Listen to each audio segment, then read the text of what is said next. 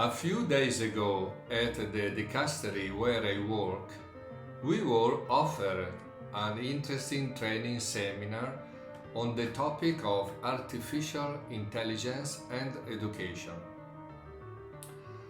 After having listened to the good speakers from some American university and from the Catholic University of Milan, who had pointed out some critical issues regarding artificial intelligence applied to the field of education, it emerged, however, that the Church's attitude in the face of the artificial intelligence revolution is one of positive openness, without engaging in sterile crusade and avoiding repeating the mistakes made with anti-modernism.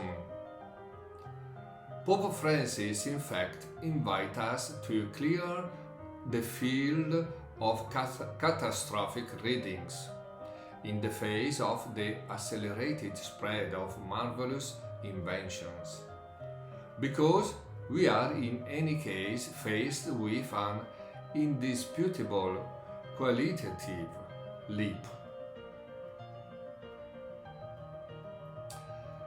There are several advantages of AI for education. A more personalized education that take into account the needs of each student, and not a standardized education reduced to the size of Procrustes' bed. The overcoming of the spatial and temporal limits of education. An artificial tutor with infinitely greater and self-generating knowledge. Greater objectivity that disregards the moods, fatigue, and prejudices of teachers, especially at the time of assessment.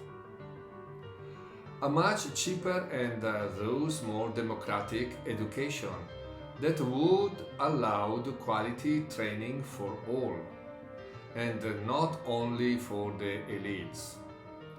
Every student, from the smallest school to the most important, where sitting in front of a computer, will find the same infinite possibilities. Of course, this tool cannot replace the teacher, but it will be a formidable help. Among the speakers was the writer Alessandro Baricco, author of several successful novels, and the essay The Game, where he traces the history of digital evolution.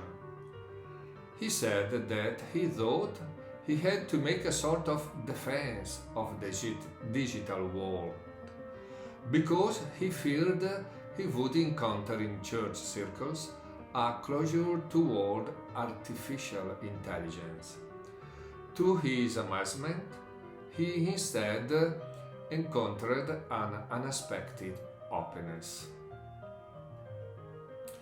I believe that the Church, just as it is currently a world reference point for ecological and educational issues, must also be a world reference point for ethical issues related to AI. The instinct to enclose oneself within four walls for fear of the outside world is what had moved the apostles from the beginning, who had holed up in the cenacle for fear of the Jews. The outside world was often seen as a threat from which one had to protect oneself by enclosing oneself within impassable walls. It is the temptation into which the Church has fallen several times throughout its history, alternating between great openings on the one hand, with the evangelization of every corner of the earth and the spread of culture through monasteries and universities, and the short-sighted closure on the other, with ostracism in the face of scientific revolution and the anti-modernist struggle. Jesus enters the barred cenacle, overcomes the closure and invites his disciples to go out. As the Father has sent me, I also send you. Infuses them with the Holy Spirit. He breathed on them and said to them, "Receive the Holy Spirit," and then send them out into the whole world to evangelize. This is the outgoing church of which Pope Francis continually speaks to us. To overcome fear and face the world, however, we must first receive the Holy Spirit, otherwise we will be overwhelmed by the world. I remember that a few years ago the famous former nun Cristina Scuccia said in an interview that he had participated in The Voice to respond to Pope Francis' invitation to be an outgoing church. Only she let herself get swept up in the world of show business, with the result that instead of being outgoing church, she came out, yes, but from the convent. We must go outside the four walls, but we must be filled with the Holy Spirit. Otherwise, instead of evangelizing the world, we will be phagocytized by it. In conclusion, in the training seminar I mentioned at the beginning, Alessandro Baricco proposed changing the name artificial intelligence to extended intelligence. I, on the other hand, think that the name to be changed is not artificial but intelligence, because here we have no intelligence. It is a machine programmed to do what it does, which starts up and shuts down with a button when man decides. So it is neither artificial nor extended intelligence, but only a tool for processing complex data, because where there is no intentionality, there is no intelligence. For example, if a robot were programmed to speak very highly of God, profess the faith, go to Mass, receive baptism, and perhaps behave much better than a Christian, could we speak of an artificial intelligent believer? Of course not, because where there is no free choice and intentionality, there is no faith.